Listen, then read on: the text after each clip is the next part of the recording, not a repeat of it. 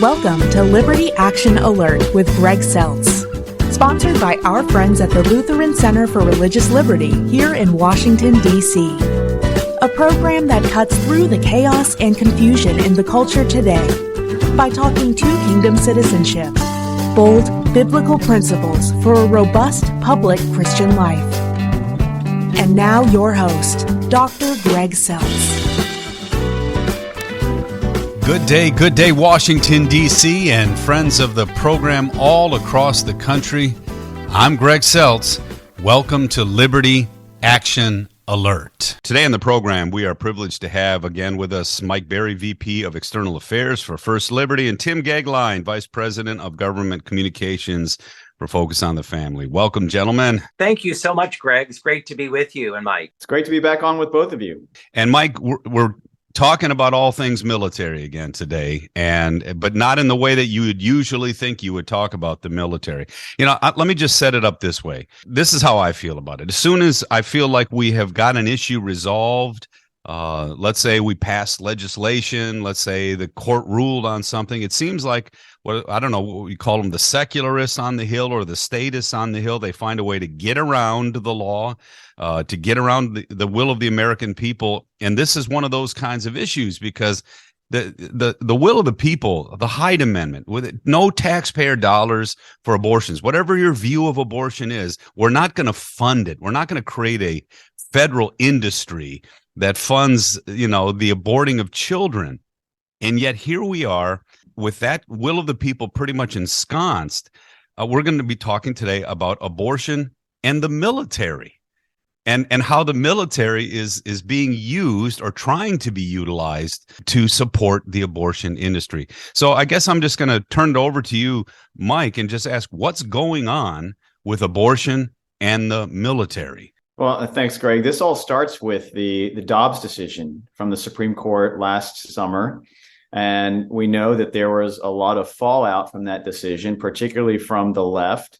You saw states begin to try to take actions to circumvent what the Supreme Court said. You saw some states that took action in response to the Dobbs decision to make abortion more difficult and rare in those states, to protect life. And of course, our federal government didn't just sit back and watch all of this unfold. None other than the Secretary of Defense issued a memo saying that the Department of Defense was going to ensure that service members had full access to abortion. And, people may wonder, well, how do they do that? How does that work in the military? A couple of important points. First, the Hyde Amendment, which is most people are aware of. For those who are not aware of what the Hyde Amendment is, if you hear the term the Hyde Amendment, that's in reference to a federal law that was passed a number of years ago now, that, just as you said, Greg, it says that no tax dollars will be used to fund or perform abortions at any federally funded facility. So Department of Health and Human Services, Medicare, Medicaid, anyone who receives those funding from those sources cannot provide abortion using tax dollars. Right. And the question then becomes, well, does that apply to the Department of Defense? The answer is no. The Hyde Amendment itself doesn't apply to the Department of Defense. But there are other federal laws that were passed subsequently that do apply to the Department of Defense. So basically, long story short, the Pentagon has its own version of the Hyde Amendment. Okay. And the Secretary of Defense just said recently that because of that law, DOD medical facilities can't actually provide abortions. So what they're going to do now is, to me, in my opinion, even worse. They're going to give service members 3 weeks of paid vacation to go and travel to wherever they want to travel. You get 3 weeks of paid vacation. You get all your expenses paid for. You get your pay, your benefits, etc., and you can go and have an abortion. So essentially what this has done is turned the Pentagon into an abortion travel agency. Okay, so, and Tim, this is what I'm struggling with, is that moral people who are saying, wait a minute, I thought we had established the fact that we don't want taxpayer money to actually fund this, because it's even more egregious if you've got the government funding this industry, and that's what we actually have. Planned Parenthood is being funded, and there's a profit margin for killing kids. Well, and you're being told, well, just dialogue about it and try to have civil conversations about it. Well, we're being told we can't even trust what we believe with our eyes, and we're told that once we pass laws, and we thought we'd establish this stuff, now they're actually saying, well, the DOD found a way around it, and we're actually going to make it a vacation for people on your tax dollars. What are moral people supposed to do with this when we see these egregious abuses of the will of the people? Egregious abuses of law? What are we supposed to do, Tim? And how does this kind of show us where we are with the culture war? Well, it wasn't very long ago, to your point, that President Bill Clinton, a Democrat, said Right. that abortion should be safe, legal, and rare.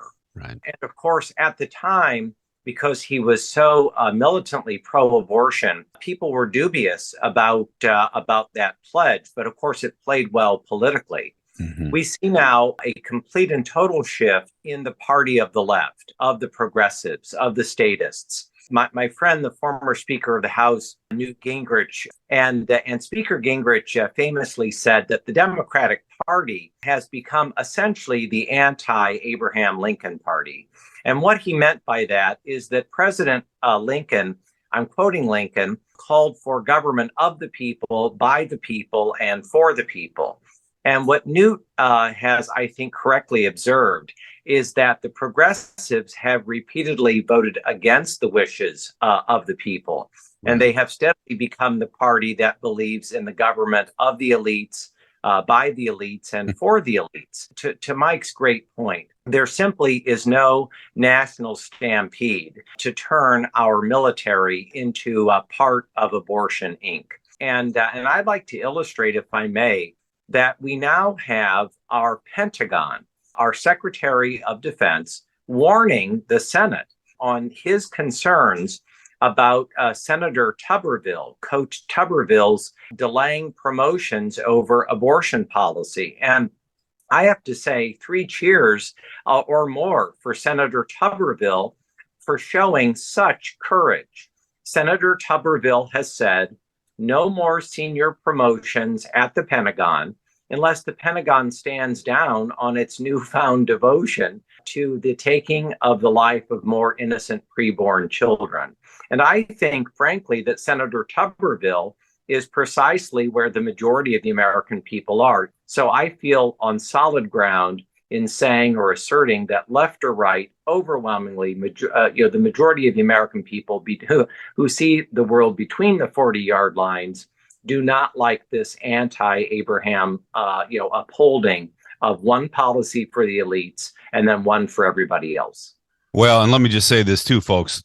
Politics is about blocking. That's what it is. We always hear it's about dialogue and tolerance. And no, it's blocking. It's getting, the will of the constituency accomplished. And so he's actually doing us a good favor here. And you can tell exactly where he's coming from. You can tell exactly why he's doing what he's doing. And that's all I ask of a politician, whether I agree with him or not. You just said something, Tim, that really jogged my memory. You said it played well politically. No, it was a lie. I mean, they never believed that they wanted abortion legal and rare. That was just a way to get people to actually think they were tolerant of these kind of things, because we've seen them unleash abortion policies that will allow us to kill children up to the day of their birth. It's euthanasia and afterwards. And we're seeing this all across the country in these blue states. And I'm saying to people, you can't vote for that. That's almost bloodthirsty. It's so ridiculous. Well, but again, and may I say, Greg, just to that point very quickly, because I think this really matters in policy. Senator Tuberville told the secretary that if the Pentagon wants to spend money on such pro-abortion initiatives, that he and his team ought to include that in the department's annual defense policy bill, which is known as the National Defense Authorization Act. In other words, they ought to just be honest with the American be straight. people and That's right. We want to spend your tax dollars on this. Instead, this is a completely outside the budget, brand new initiative. All right. Well, it's back to the military, Mike. Again, well, even before that, though, when you talked about the Dobbs case and the overturning of Roe v. Wade, all it did was say that Roe v. Wade is not a federal issue. That's all it did.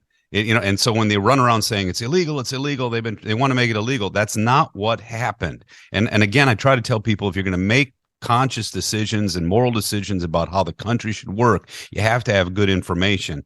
Well, it seems to me that in this issue, we're seeing obfuscation, because the whole point of the military is about military readiness and defending our country. How did we get to the point where this is part of the policy of military readiness? It just seems like this is so far afield of what we should be talking about with the military, and yet here we are. Yeah, I mean, right now we have a select committee on the weaponization of the federal government that is basically investigating that issue and going to hopefully report back to us, the American people, that our government has indeed become weaponized and become weaponized against us, the American people. And I think the United States military should be included in that committee, and that report should also evaluate the weaponization of the United States military against its own service members and against the American people, because that's exactly what this is. The military exists for one purpose and one purpose alone, and that is to win wars. Right. And anything that detracts from that needs to be seriously considered for the chopping block. Now, I understand that there are lots of programs and policies in the military that are necessary in order to help the military continue to run efficiently and effectively. I get that. But if they don't have a direct nexus to what in the military we would refer to as warfighting capability or lethality, then to what end are we doing them? And so when Secretary Austin tries to lecture a United States senator about the military's abortion travel agency policy and says that by holding up promotions and by holding up Pentagon nominations, that the senator is, he quote unquote, hurting readiness and quote unquote, hurting military families. I think that's dishonest at best and mischievous, yeah, probably a better word, because, you're so kind. You want to know what hurting military families? You want to know what hurts families? Secretary of Defense, abortion hurts families. Right. The data is irrefutable on that. And so you asked earlier, Greg, what should we as people of faith, as American citizens, be doing in response to this? I would say we need to send more people like Senator Tuberville, who, by the way, is just a freshman senator. He may be the senior senator from Alabama, but he is a freshman senator. Right. And so to show the degree of courage and boldness that he is in his first term as senator, we need to send more people like him to Washington, D.C., who are not just going to talk a good game, but are actually going to, in reference to him being a former coach, who are actually going to put on their pads and show up and play. That's right. We need more. We need more elected officials like Senator Tuberville. May say, I think Mike and First Liberty Institute are right on point. And I want to pick up on that again as a practical demonstration. Greg, we have seen two very concerning spokes of the Biden-Harris wheel. The first one is a terrible drop in recruitment of exactly the kind of young men and women we want in our military. This is not coincidental. So I think point one is the real concern of the practical impact on dropping recruitment numbers. And I think the second thing is actually equally important, which is that at the end of September, the chairman of the Joint Chiefs of Staff, Mark Milley, is going. And Senator Tuberville, to paraphrase Margaret Thatcher, is not returning. He and millions of Americans understand that this is a principled and a major principled distinction with this pro-abortion administration. And so what I'm suggesting is that if we do not find a reasonable accommodation in defense of the innocent preborn, this could sooner rather than later not only impact the promotions of 150 senior Pentagon people, but it could ultimately directly impact who our next chairman of the Joint Chiefs would be. Well, and Mike too, just we talked about this with the COVID stuff. Is there I mean, it seems like there's a policy to actually get rid of really truly military readiness personnel, and we're using these egregious laws or policies, or to actually just push people out. And it seems to be systematic, because I don't think anyone's repented of the ridiculous COVID policies and what it did to the military. And now we have this egregious misuse of the DOD.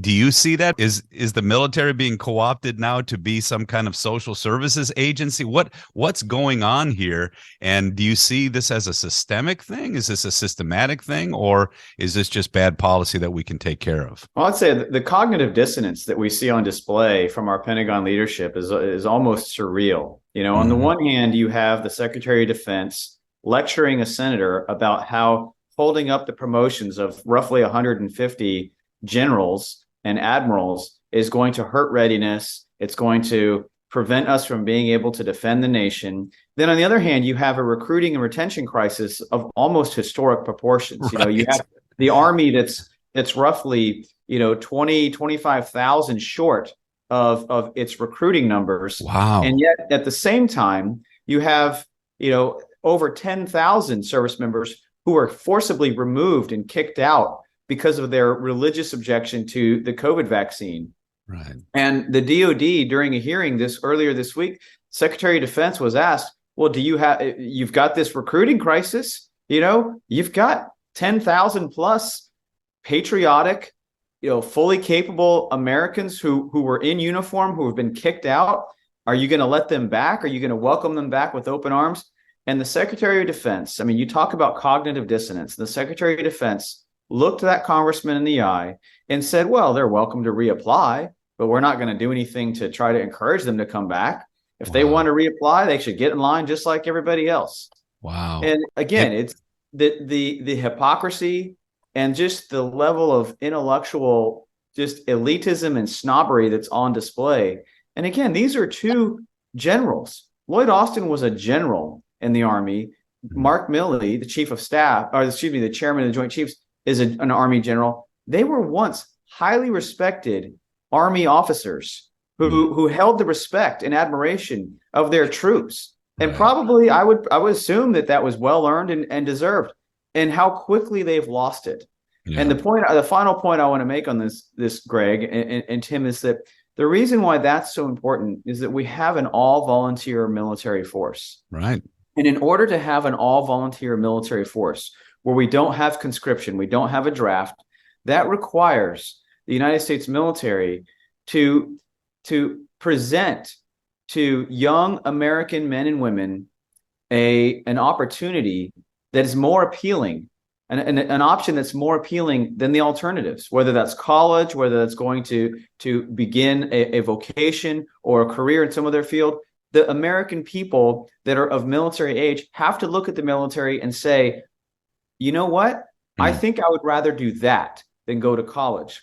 Right. And they're not doing that anymore. That's exactly how you end up with a recruiting crisis, is when too many people say, thanks, but no thanks. I have no interest in the military. And then on the retention side, for those serving in the military, right, when you have a contractual obligation, it's an employment contract. And once your contractual obligation is up, you have the option. You can renew and stay in, or you can get out. Right. And in order for people to be willing to stay in, they have to make the decision that staying in is actually worth it to them. It's more appealing and more attractive than whatever the outside world is offering. And that's not happening anymore either. People are saying, I don't care how much money you offer me. I don't care what benefits you offer me. I'm getting out. I'm getting out. And the reason they're getting out is because leaders like Lloyd Austin and General Milley have completely lost the trust and confidence of those troops that they once held. Well, I'll tell you what, it's making our country more vulnerable. And that's, again, the whole point of this, is that to have a strong military for the defense of enemies within and without. And here we are. As a point of fact, I heard something. Now, tell me, Mike, if this number is correct, that right now we're talking about maybe 20 abortions that happen within the DOD, and it could go up to like 20,000 or something like that. Is there that kind of incentivization if this goes into effect? Well, so the law is that abortions within the DOD are not allowed, except for in cases of rape or incest, or to save the life of the mother. Right. And from making the DOD into an abortion travel agency, essentially what they're doing, as you said, is they're subsidizing and incentivizing, right, young women to go and get abortions, and saying, they're encouraging it. Women in this country have been lied to that abortion is somehow it's like going to the dentist. Yeah. You get a little bit of anesthesia and then you move on with your life. And if you just listen to the horrifying, heartbreaking testimony of woman after woman who had abortions and later realized what they had done, it's traumatic. Right. It is a traumatizing experience. And so that's the piece of this that nobody's willing to talk about. Nobody wants to talk about it. And instead, they just look at it like, you need to get your wisdom teeth pulled? Here's 3 weeks of paid vacation. Go get your wisdom teeth pulled. You want to end your pregnancy? You want to kill this life that's inside of you? No problem. Here's 3 weeks of paid vacation. Go kill the life that's living inside of you. Yeah, as a military initiative. Okay, last thing, Tim. One of the things that our church people get a little skittish about all this kind of stuff. They, this is politics and blah, blah, blah, blah, blah. But this is really us saying to Caesar. Let's just put it in our biblical terms. Give to Caesar what is Caesar's, give to God what is God's. And so I always tell people, but God actually tells Caesar, here's the basic thing Caesar's supposed to do. It's a law and order thing generally, and he's supposed to be about justice for all. I mean, that's kind of the biblical limitation. So we're really telling Caesar, get out of this stuff. You don't tell us policy about what's good sociologically. You don't tell us how to do those kind of things. That's for free people. That's for moral people. And once they step out and encroach into our arena, the church's arena, the people, moral people, virtuous citizenry, that kind of thing, we have to tell Caesar, get back in your place, or he will overrun this whole thing and will suddenly be doing his bidding in all things, that's usually what we call tyranny, right? And so, again, just leave us with this note. Hey, church, we've got to wake up. This is part of our societal, cultural role. Well, may I say, the pro-abortion groups in the United States, they actually count on our discouragement, our discontent, our apathy, and our disengagement. That makes them very happy. And they have counted on this for years. And I'm very happy to say that people who share our worldview with confidence, with good cheer, with magnanimity, with grace, we're going to continue to show up. And by God's grace, we're going to prevail.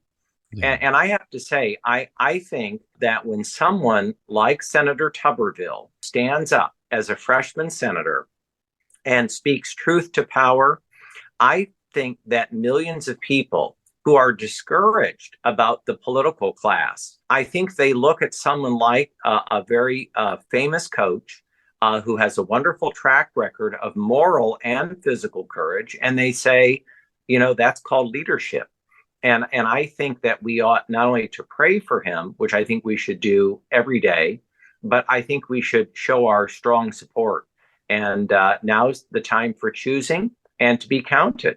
Well, let me close with this. Since we're talking football analogy, I always tell people this way, evangelism for the church, and this is for you church people out there who are struggling with how to kind of keep this in tension. Evangelism's, that's usually the quarterback, the wide receiver, the running back. They score touchdowns, and we score touchdowns like we get to share the good news of the gospel. Everything's cheer, cheer, cheer. The work we do, that we were just talking about, the LCRL, First Liberty, Focus on the Family, and the politicians, we're the offensive line. We block every play.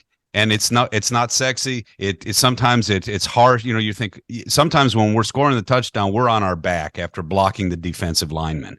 And that's politics. That's the kind of stuff we're talking about. That's God's preserving work. And so, folks, that's also godly work, to block some of this nonsense and to make sure that we are a civil, just society that can actually hear the good news of the gospel too. So thanks, Mike. Thanks, Tim, for the work that you do in this regard. Thank you so much, Greg. Yes, thank you for having me. Thanks for tuning in today. To get to know our LCRL-DC work better, check out our website at lcrlfreedom.org. Till next time, God bless you always. I'm Greg Seltz. Have a great week. You've been listening to Liberty Action Alert with Greg Seltz, Executive Director of the Lutheran Center for Religious Liberty in Washington, D.C. This program has been brought to you by the Lutheran Center for Religious Liberty.